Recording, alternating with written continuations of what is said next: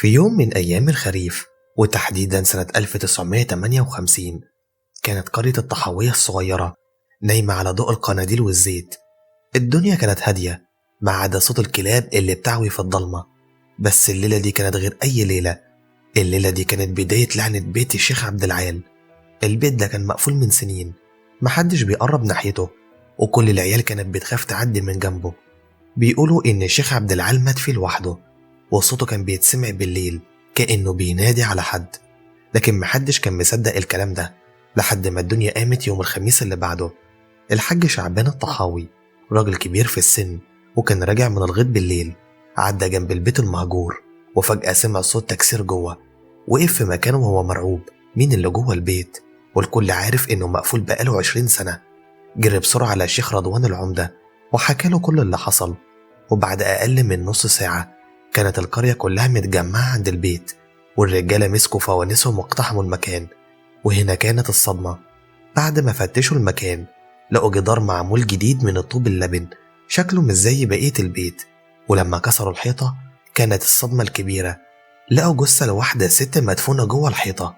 وطبعا الوش كان متاكل من الزمن، والهدوم متقطعة، لكن باين إنها مقتولة ومحدش دفنها بشكل طبيعي.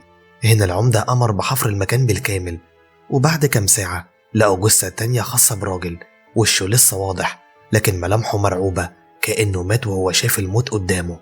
الخبر نزل على القرية زي القنبلة، وبدأت الأسئلة: الجثث دي بتاعت مين؟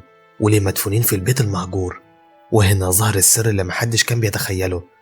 الست المسنة اللي عايشة في البيت اللي جنب البيت المهجور انهارت وقالت ده بيت الشيخ عبد العال، وكان متجوز واحدة اسمها فوزية، بس اختفت فجأة من سنين. وكل ما نسأل عنها كان يقول راحت عند أهلها في محافظة تانية، لكن محدش شافها هناك أصلا.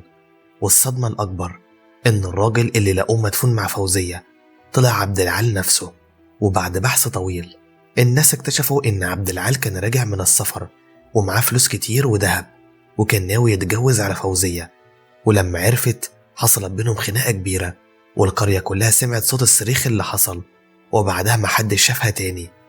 واللي حصل إن فوزية قتلته وانتقمت منه، ولما عرفت إنها تتفضح حبست نفسها في البيت، ومن كتر الجوع ماتت بعدها بأيام. القضية قفلت بعد ما لقوا بقايا رسائل مكتوبة بخط إيد فوزية في هدومها، بتقول فيها إنها دفنت جوزها وهي حية في الحيطة، وبعدها ماتت جوه البيت. ومن يومها المكان بقى ملعون، ومن اليوم ده اتقفل البيت المهجور للأبد، والناس بطلت تعدي من الشارع ده بالتحديد. وتحولت جريمة عبد العال وفوزية لواحدة من أبشع وأغرب الجرائم اللي حصلت في الأرياف زمان. لكن السؤال اللي ملوش إجابة لحد النهاردة: هل كان صوت عبد العال فعلا بيتسمع بالليل، ولا كان مجرد خيال الناس؟